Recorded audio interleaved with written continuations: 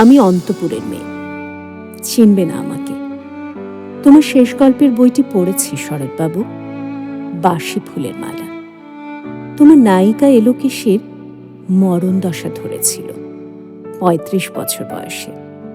২৫ বছর বয়সের সঙ্গে ছিল তার রেশারেশি। দেখলেন তুমি মহোদাশয় বটে, জিতিয়ে দিলে তাকে। নিজের কথা বলি, বয়স আমার অল্প। একজনের মন ছুঁয়েছিল আমার এই কাঁচা বয়সের মায়া, তাই জেনে পুলক লাগতো আমার দেহে। ভুলে গিয়েছিলাম অত্যন্ত সাধারণ মেয়ে আমি। আমার মতো এমন আছে হাজার হাজার মেয়ে, অল্প বয়সের মন্ত্র তাদের যৌবনে। তোমাকে দোহাই দেই, একটি সাধারণ মেয়ের গল্প লেখো তুমি।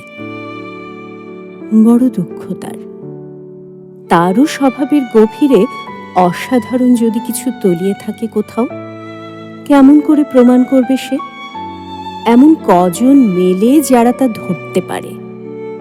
কাঁচা বয়সে জাদু লাগে ওদের চোখে, মন যায় না সত্যের খোঁজে। আমরা বিকিয়ে যাই মরীচিকার দামে। কথাটা কেন উঠল তা বলি। মনে করো তার নাম নরেশ। সে বলেছিল কেউ তার চোখে পড়েনি আমার মতো। এত বড় কথাটা বিশ্বাস করব যে সাহস হয় না, না করব যে এমন জোর কই। একদিন সে গেল বিলেতে। চিঠিপত্র পাই কখনো বা।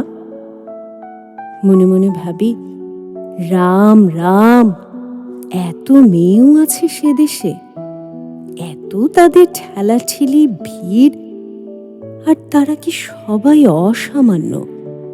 এত বুদ্ধি, এত উজ্জ্বলতা, আর তারা সবাই কি আবিষ্কার করেছে এক নরেশ সেনকে, স্বদেশে যার পরিচয় চাপা ছিল 10-এর মধ্যে। পায়ে পড়ি তোমার, একটা গল্প লেখো তুমি শরৎবাবু, নিতান্ত সাধারণ মেয়ের গল্প, যে দুর্ভাগিনীকে দূরের থেকে পাল্লা দিতে হয় অন্তত 5-7 জন অসামান্যার সঙ্গে, অর্থাৎ সপ্তরথিনীর মার। বুঝে নিয়েছি আমার কপাল ভেঙেছে, হার হয়েছে আমার। কিন্তু তুমি যার কথা লিখবে তাকে জিতিয়ে দিও আমার হয়ে। পড়তে পড়তে বুক যেন ওঠে ফুলে। ফুলচন্দন পড়ুক তোমার কলমের মুখে। তাকে নাম দিও মালতী। ওই নামটা আমার। ধরা পড়বার ভয় নেই, এমন অনেক মালতী আছে বাংলাদেশে। তারা সবাই সামান্য মেয়ে। তারা ফরাসি জার্মান জানে না, কাঁদতে জানে। কি করে জিতিয়ে দেবে?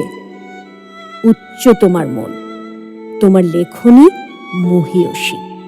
তুমি হয়তো ওকে নিয়ে যাবে ত্যাগের পথে, দুঃখের চরমে, শকুন্তলার মতো।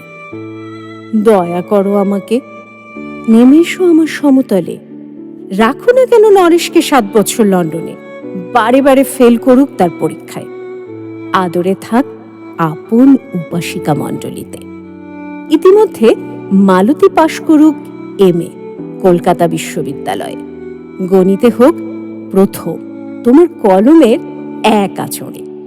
কিন্তু ওইখানেই যদি থামো, তোমার সাহিত্য সম্রাট নামে পড়বে কলঙ্ক। আমার দশা যাই হোক, খাটো করো না তোমার কল্পনা। তুমি তো কৃপণ নও বিধাতার মতো। মেয়েটাকে তাও পাঠিয়ে ইউরোপে। সেখানে যারা জ্ঞানী, যারা বিদ্বান, যারা বীর, যারা কবি, যারা শিল্পী, যারা রাজা, দল বেঁধে আসুক ওর চারদিকে। জ্যোতির্বিদের মতো আবিষ্কার করুক ওকে। শুধু বিদুষী বলে নয়, নারী বলে ওর মধ্যে যে বিশ্ববিজয়ী জাদু আছে, ধরা পড়ুক তার রহস্য। মোড়ের দেশে নয়, যে দেশে আছে সমজদার, আছে দরদি, আছে ইংরেজ, জার্মান, ফরাসি। মালতীর সম্মানের জন্য সভা ডাকা হোক না, বড় বড় নামজাদার সভা। নরেশ এসে দাঁড়াক সেই কোণে। আর তার সেই অসামান্য মেয়ের দল। আর তারপরে তারপরে আমার নাটিশাকটি মোড়লো, স্বপ্ন আমার ফুরলো। হায় রে সামান্য মেয়ে, হায় রে বিধাতার শক্তির অপব্যয়।